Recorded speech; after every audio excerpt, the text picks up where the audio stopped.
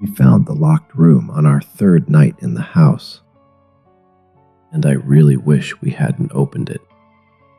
At first, it didn't seem like a big deal. Every old house has something weird about it, right? Creaky floorboard, strange layout, doors that don't quite shut properly. This was different. This door was hidden.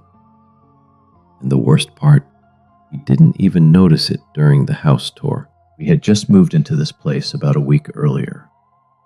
It was a 2-story house in a quiet neighborhood, the kind where everything feels a little too still at night.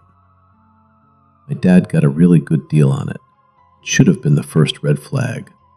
But at the time, we were just excited.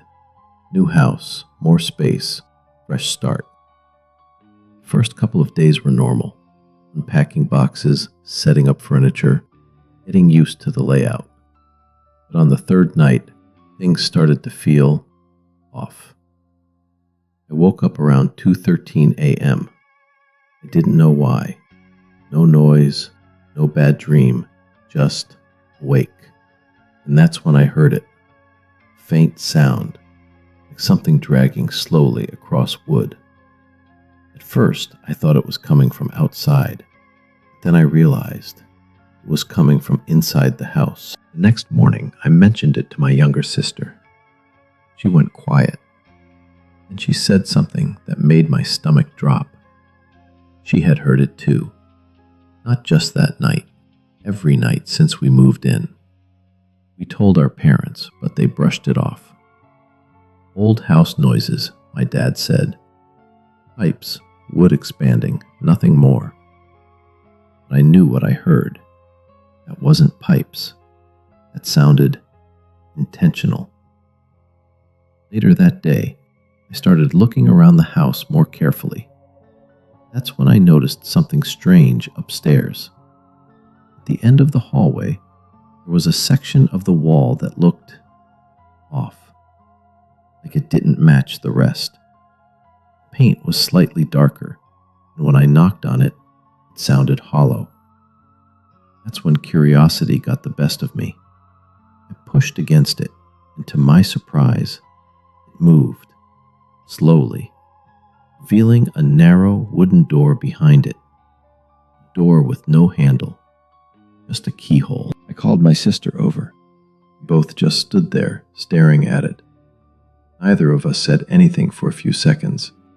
It felt wrong, like we weren't supposed to find it. That night, neither of us could sleep. Around 2 a.m. again, the sound came back. This time, it was louder, clearer, scratching, right behind that hidden door. Slow, deliberate, scratching. My sister grabbed my arm. You hear that? I nodded. We both knew exactly where it was coming from. Locked room. Then, it stopped. Complete silence. And just when I thought it was over, we heard something else. Soft knock from the inside. Next day, we told our dad everything again. This time, he didn't ignore it. He checked the hidden door himself, tried to open it, but it wouldn't budge. No key, he said. Probably just an old storage space sealed off. That didn't explain the sounds. At night, things got worse. Way worse. At exactly 2:17 a.m., we heard a loud bang. So loud it shook the hallway. My dad rushed upstairs. We followed behind him. And what we saw made my chest tighten. The hidden door was slightly open, just a few inches, enough to see complete darkness inside. My dad stood there for a second and slowly pushed it open. The smell hit us first. A strong, rotting smell, like something had been trapped inside for years. He turned on his phone flashlight and pointed it inside. The room was small, barely big enough to stand in. The walls were covered in scratches, deep ones, like something or someone tried to claw their way out. That wasn't the worst part. There was a chair in the center of the room, bolted to the floor, and on the wall were markings, tallies, hundreds of them, days, maybe, or something worse. My sister started crying. I couldn't move, and my dad stepped further inside.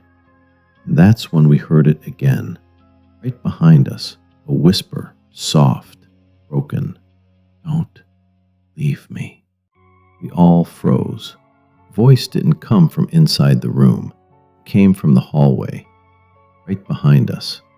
My dad turned around quickly. There was no one there. The hallway felt colder. He grabbed us immediately. "Get downstairs, now." We left the house that same night. Didn't pack anything. Didn't go back. A few days later, my dad contacted the previous owner, demanded answers. At first, they denied everything, but eventually, they admitted something. Years ago, the house belonged to a man who lived alone. People said he was strange, kept to himself, never let anyone inside, until one day, he just disappeared. No body, no trace, nothing. Police searched the house. They never found anything, at least nothing obvious. After hearing that, we decided to forget about the house completely, move on, pretend it never happened. But here's the part that still keeps me awake at night. A week after we left, my sister showed me something on her phone. It was a voice recording. She said her phone started recording randomly that night, 2:17 a.m., same time the door opened. At first, it was just static, then voice, clear this time, whispering, right next to the phone. "Why did you open it? You were safe until you did." And ever since that night, I still wake up at exactly 2:17 a.m. Sometimes, I can still hear the scratching.